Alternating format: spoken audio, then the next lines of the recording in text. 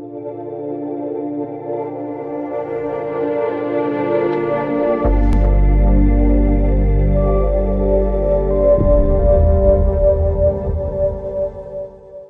evening, MallSub team. I'm not sure whether you guys are still online. It's already pretty late in the West Coast, I guess. And thank you, Surajit and Advent's informatics team for the invitation, and Preetha for the nice introduction. So Surajit actually asked me to talk about some of our experiences in working with the ICM modeling platform and how it impacted our drug discovery research. And to be very honest, the list is actually pretty big, given the breadth of success that we have seen so far with all the different modules of ICM over the years. And that's why I thought in the interest of time, it may be better to focus on few important and critical applications that immensely contributed not only in identification leads but clinical candidates as well, and that too in a rather difficult to target therapeutic modality. And the therapeutic modality that I am referring to here is nothing but bifunctional. It's not working. No, it doesn't work on that. On that, it won't work on that. Okay, so maybe I can go over there, yeah? Okay. So in a rather difficult to target therapeutic modality, maybe you can just... It will work. I need the pointer. Just. The pointer is not working. On this display it will not work. Here the laser pointer, you can't. Maybe that's fine, in the interest of time. So rather difficult to target therapeutic modality, and the modality that I am referring to here is nothing but bifunctional molecule-induced targeted protein degradation. And we all know that when we inhibit a protein, we just arrest its catalytic or enzymatic function. But if the same protein is involved in multiple roles, for example, say scaffolding with another protein, then just by inhibiting it does not help. And that's why researchers across the globe are exploring the possibility. I will be wrong if I say exploring the possibility. In fact, people have demonstrated that the whole protein can be blown apart or degraded instead of just inhibiting it. And all this started after the pioneering work by Craig Crews, then Alessius Uli at UCLA, Yale University and other places across the globe. And it may be also worthwhile to mention that there are in fact some 3 to 4 such compounds in already advanced phases of clinical trials, and by advanced phases I mean phase 2 or beyond. Okay. Now this is just an introductory slide to enlighten you on what are protein degraders and ternary complexes, how ternary complexes are formed, the mechanistic aspects and so on. And if you are aware of all these things, kindly ignore for a while. I just kept this slide assuming just in case someone is not familiar with all these mechanisms.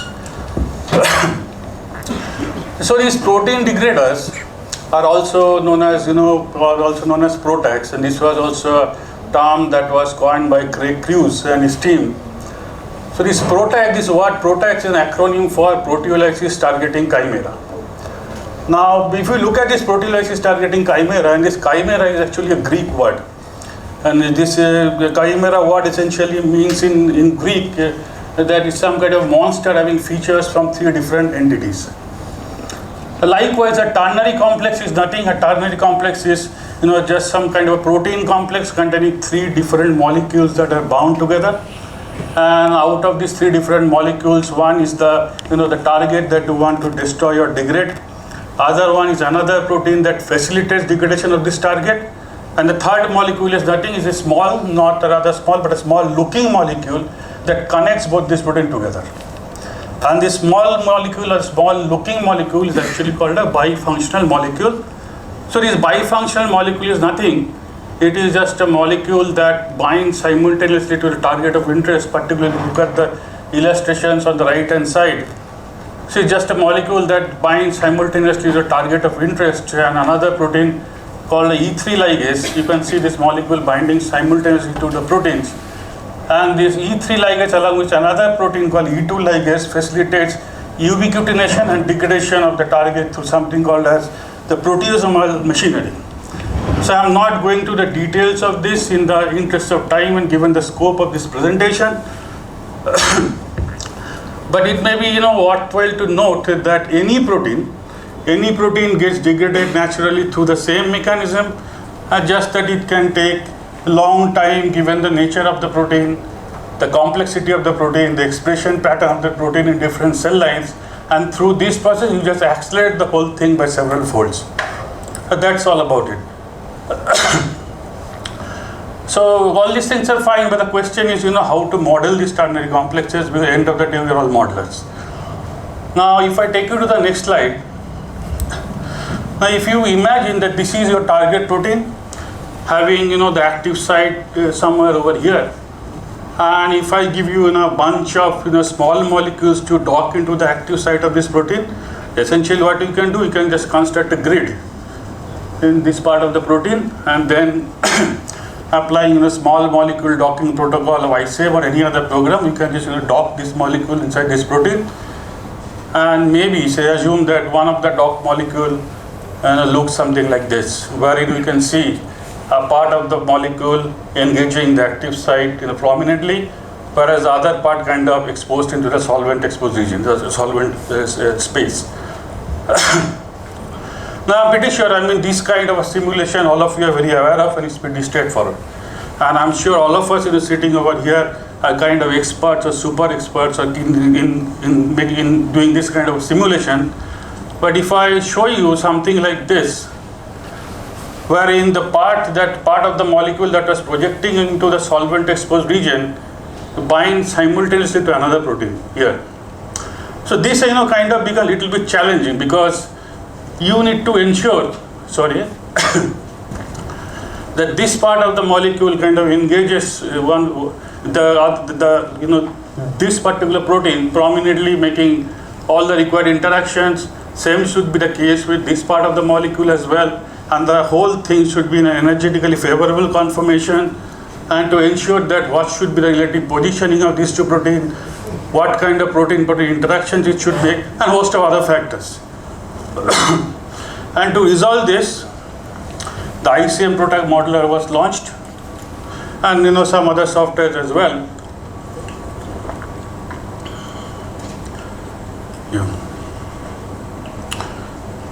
So this is just a copy and paste from one of the webinar slides which I attended some time back. So this is the principle of ICM PROTAC modeler. So what it says is, starts with the structure of target protein and the cereblon of VHL complexes. Cereblon of VHL nothing but the E3 ligase proteins with their respective binding ligands and moieties.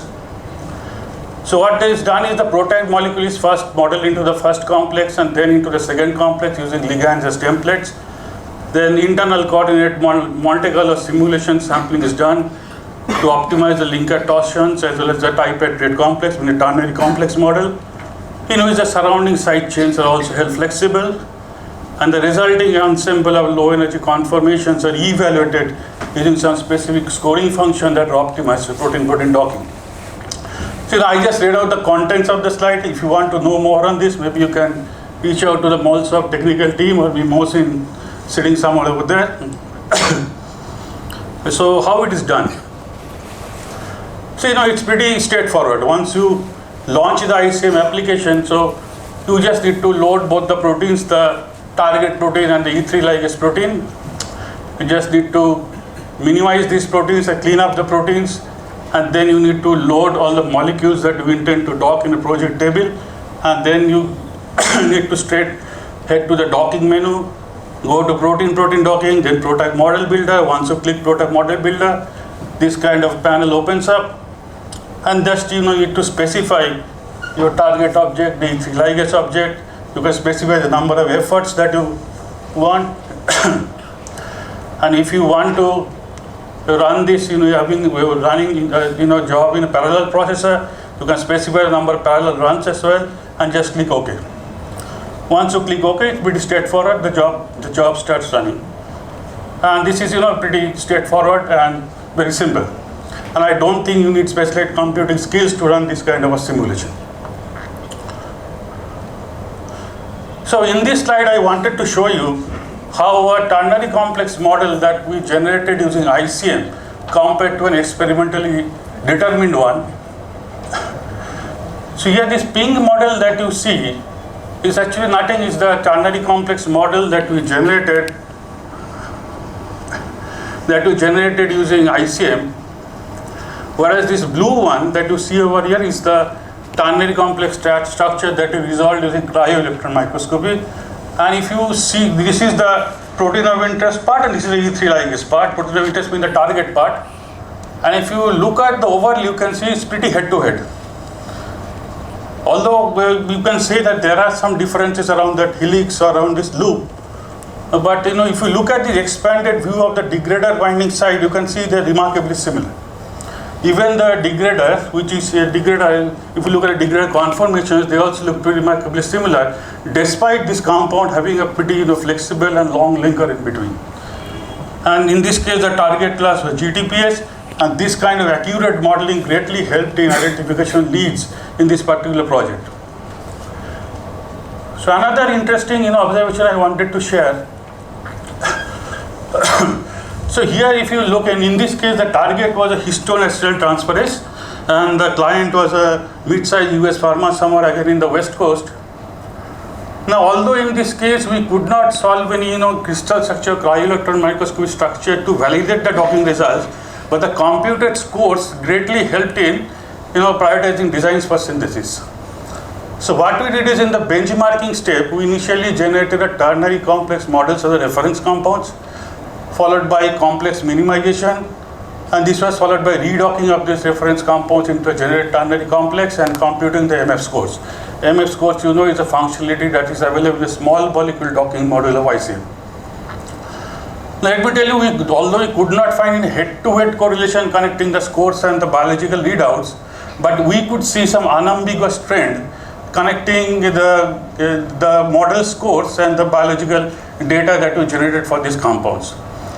So what we observed is, when the model score, or more precisely the MF score, was better than or less than equal to minus 182, we could see these all mostly translated to significant response in a ternary complexation and degradation assays. This I have demonstrated in this table over here. So in this table, this column represents the compound IDs. This column represents the redocking MF scores of these particular compounds. And these two columns representing the experimental readouts. So this column is showing you the ternary complex assay data expressed in terms of max fold activities at some concentration. So what it means, higher the number is better.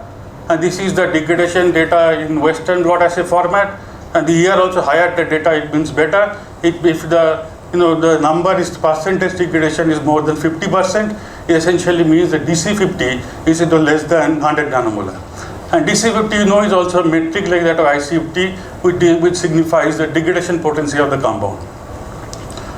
Okay, so particularly if you look at these last two compounds over here, you can see that first let me tell you, when the model scores, or where I already mentioned about it, was less than or equal to minus 182, all this must mostly translate significant response in the ternary complexation degradation assays.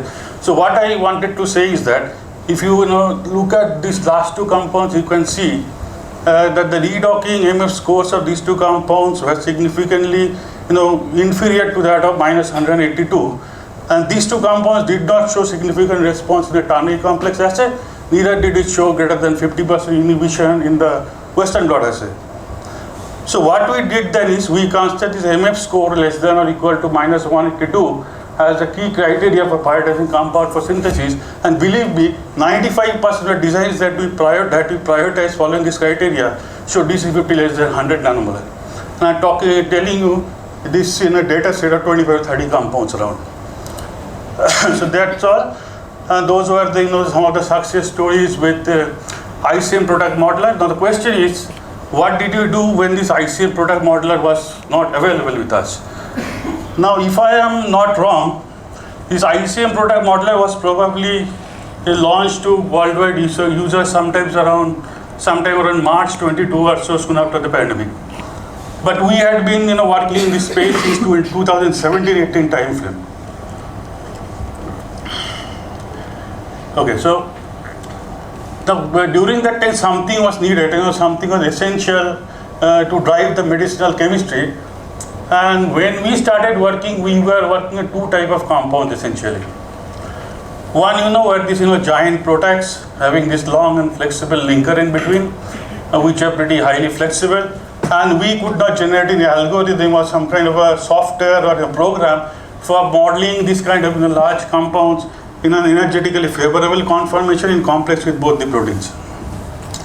Now, although I would not say we didn't try doing anything, we tried generating some algorithms employing molecular dynamics, sometimes up to 200 nanosecond simulation, or using Monte Carlo sampling and clustering and all this. But none of the models that we generated actually talk to experimental results. So kind of dumped the idea, and we are going ahead with classical iterative medicinal chemistry. So another class of compounds that we are working on looks something like this.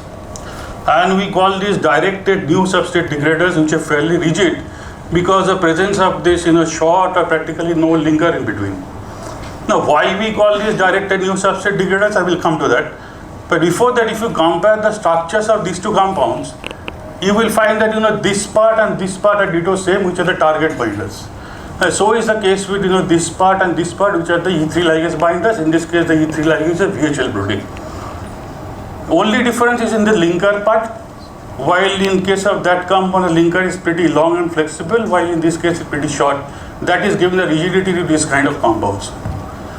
Now, why we call this directed new substrate degraders? These new substrates, these are some kind of non-specific proteins which gets anchored onto E3 ligases like CRBN when very small compounds like pomalidomide and lenalidomide binds to this kind of E3 ligases. So what happens is the functional group of pomalidomide and lenalidomide that projects outside the binding pocket just kind of adequate enough to non-specifically attract different kind of proteins, make them anchor onto these E3 ligases, ubiquitinate them and degrade them. So the idea was here, if we can tag these small E3 ligase binders with a target specific molecule or a target specific moiety or binder, then instead of these non-specific proteins, we can tag a specific kind of a new substrate of protein, make them anchor onto the E3 ligase and degrade them. And for modeling these kind of compounds, we could actually develop an algorithm, but again employing only ICM integrated tools like protein-protein docking and small molecule docking, and gave a very fancy name to it. We call it ALMOND. So ALMOND actually stood for nothing. It's an algorithm for modeling new substrate degrader. And in an upcoming slide, I will just take you through some of the key steps. And these again say these directed new substrate degraders are essentially nothing. These are also, of course, some kind of PROTACs, but function more like a molecular glue, something like lenalidomide or pomalidomides. And the primary objective was of coming up with this kind of molecules was nothing but to address the physiochemical challenges that are often seen with these conventional long linker PROTACs. This is a simple comparison between PROTACs and directed new substrate degraders or molecular glues. So in this slide, I just showed the few points to note over here. One is this PROTACs, the PROTAC-induced protein-protein interactions shows increased degrees of freedom. Particularly if we look at this illustration over here, wherein you can see that due to presence of this long and flexible linker in between the target binder and the E3 ligase binder, you never know where this target is going to anchor. It can anchor over here or here. The cereblon is nothing, it's the name of an E3 ligase protein. But that possibility won't arise in case of directed new substrate degraders or molecular glues, because the absence or presence of only a very short linker in between, and invariably both these proteins should anchor only on the active sites of both the proteins. And that is what we leveraged for developing this ALMOND algorithm. So in the next slide I will show you how we developed that algorithm and what are the key steps. And another important point is these PROTACs are less dependent on the induced protein-protein interaction, whereas the directed new substrate degraders are significantly dependent on the induced protein-protein contacts, and the ternary complexes are mainly stabilized based on these contacts points. So this is all about the ALMOND algorithm. As I said, that this stands for algorithm for modeling new substrate degraders, and as I mentioned, this protocol execution is done solely employing the ICM integrated tools and environment. mainly protein-protein docking and small molecule docking. Although we apply some customized Python scripts, but these are done only in some steps like both sampling and clustering. And you also published this in a model, this algorithm in Modern Approaches in Drug Design few years back. So how we do it? So we start with E3 ligase co-crystal structures and target protein co-crystal structures as input similar to ICM PROTAC modeler. And this is followed by protein preparation. Then detection of the potential protein-protein interaction surfaces with the epitopes and the paratopes in both the proteins. This is followed by surface allocation near the ligand binding pockets for docking. Why near the ligand binding pockets? Because of reasons which I discussed in the previous slide. This is followed by protein-protein docking, and then sampling using in-house proprietary in-house Python scripts, and followed by pertinent post-selection.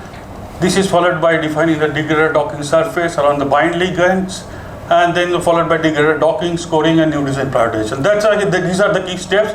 Although it is not so simple as it is shown over here, but these are the main steps that we follow in this Alpond algorithm. So coming to some of the success stories, starting with the structure-guided designing of ARV7 degraders. So let me tell you that the ARV7 is nothing but just a splice variant of androgen receptor that lacks the canonical ligand binding domain and is known to be upregulated in castration-resistant prostate cancer, where conventional androgen receptor antagonist is known to show limited efficacy. So we thought the best strategy would be designing ARV7 degraders. So in this case, the starting point was a predicted binding model of an DNA binding domain binder, the tiny compound shown over here that was published by Vancouver Prostate Cancer, some group, and they also disclosed the putative binding model of this compound, which they also substantiated through site-directed mutagenesis studies. So we could reproduce the same model, and then applying our Almond algorithm, we could design the precise exit vector. The exit vector means nothing, it is just a point of attachment of the degron. Degron meaning the E3 ligase binder connected to the linker.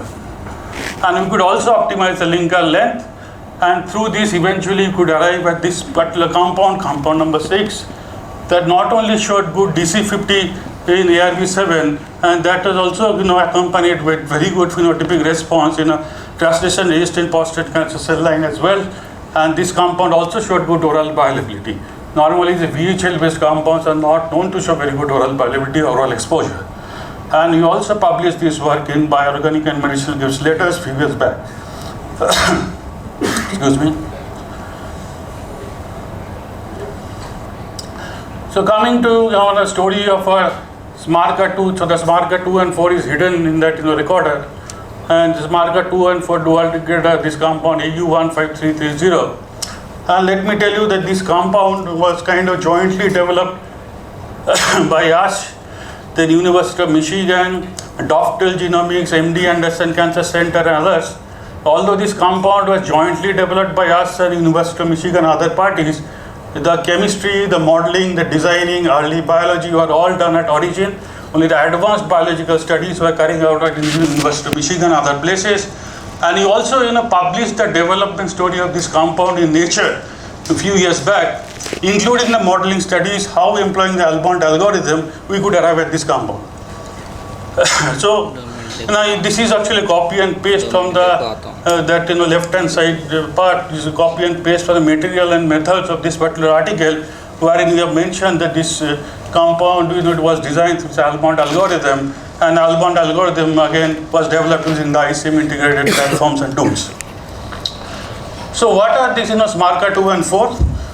This SMARCA2 and 4 are essentially highly homologous chromatin remodeling proteins. And even though they are chromatin remodeling proteins, people have shown, we have seen that inhibition of the chromatin anchoring function of these two proteins does not phenocopy the knockout response, or maybe does not show or reproduce the knockout response. And that's why we thought that degraders could be a plausible solution. And here again, the scoring function based on design prioritization helped a lot. And we saw that most of the bifunctional molecular designs with higher predicted scores mostly translate to more potent degraders. And here we applied a MF score cutoff of around minus 250 or less, and this was considered the cutoff for prioritizing designs for synthesis. And in a data set of over 100 compounds, we could see almost up to 80% prediction accuracy. And out of these 100 compounds, 3 data points we captured in Nature publication. And this is the same table that I copied from this article, wherein you can see that this particular compound, the first one, showing an MF score of something minus 261, it could show up to 90% degradation. The next compound, the second one, showing slightly inferior in MF score, so inferior degradation. The last compound showing score below this cutoff of minus 250 did not show any degradation at all.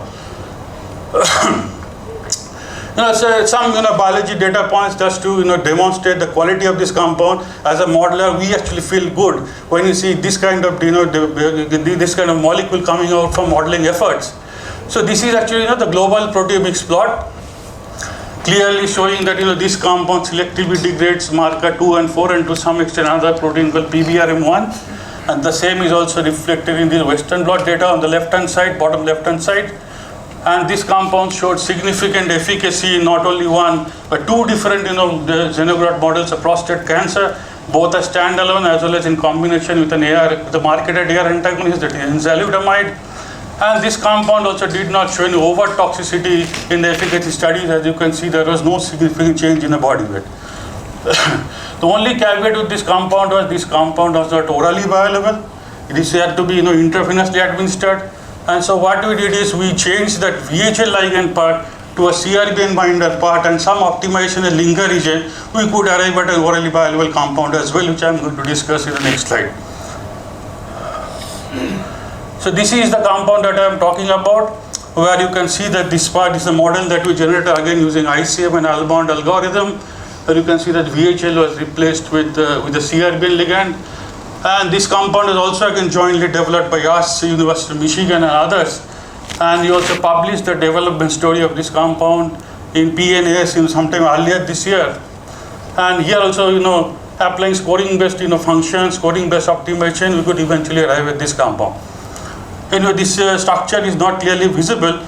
It's in 3D, the 2D structure I have shown in the next slide. And here again, some of the biological evaluation data points, just again to demonstrate the quality of this compound. The top left-hand side 2 graphs are the global proteomics plot, where you can see that the compound not only at 2 different concentrations selectively degrades marker 2 and 4, and again to some extent PBRM1. This is a selectivity in a panel of chromatin remodeling enzymes. The pharmacokinetics and dose escalation plots clearly showing that this compound has sufficient exposure of an oral administration, and also showing significant efficacy both as standalone and in combination with enzalutamide. Efficacy meaning, in fact, we are seeing tumor regression. And we could also see significant downregulation of all the markers of prostate cancer as well. I think that was the last slide, and maybe these are all the success stories that put together into one summary table. In the interest of time, I could not go through all these. So marker 2 and 4 I already discussed. The one thing just wanted to highlight over here, that although we could see 80% prediction accuracy, initial hit we got within the first 20-30 compounds that we synthesized. And then couple of other ATPase targets we could find out. We identified highly selective degraders with DC50 in the range of 10 nanomolar or less, and one of them was even highly orally bioavailable as well in rodents. Particularly if you look at the molecular weights of the smallest degraders, you can see it's more or less in a small molecule range, physiochemical property range. Then ARV7 story I already discussed, and this we could identify a DC50 compound DC2 less than 2 micromolar in the first 10 compounds that we synthesized. In another target we could identify a compound DC50 less than 1 micromolar within the initial 5 compounds that we made. And then a few other chromatin remodeling proteins, I could identify a hit with DC50 less than 500 nanomolar within the initial 10 compounds, and other success stories as well. In a polymer, is a very recent finding, we could identify a compound with DC50 less than 50 nanomolar. I could also address specific selectivity observed with one of the compounds. And another chromatin remodeling protein, we could identify a hit within the first 10 compounds, and in a GTPase target, we could identify a hit within 30 compounds. And the best compound showed DC50 less than 25 nanomolar, and you could also demonstrate in vivo efficacy. So that's all in summary, pretty much everything that I discussed so far. So I already discussed that binary complexes are pretty easier to model. We can do this through normal docking, while ternary complex modeling can be pretty tricky. Then we also discussed that ICM PROTAC modeler aids in ternary complex modeling via Monte Carlo like simulations. Then we developed this Almond algorithm employing ICM tools for modeling directed new substrate degraders. And then directed new substrate degraders essentially PROTACs with short linkers, and they function more like molecular glues. And the ternary complex model scores, yes, we also discussed in the 2-3 cases where this could be used as a pointers for synthesis prioritization. And last but not the least, there are in fact multiple success stories at Aurigene in designing degraders implementing ICM tools, and few of these I discussed with you just some time back. So that's all, and thank you very much. Let's all give Dr. Subhendu a big round of applause for such a valuable and thought-provoking session.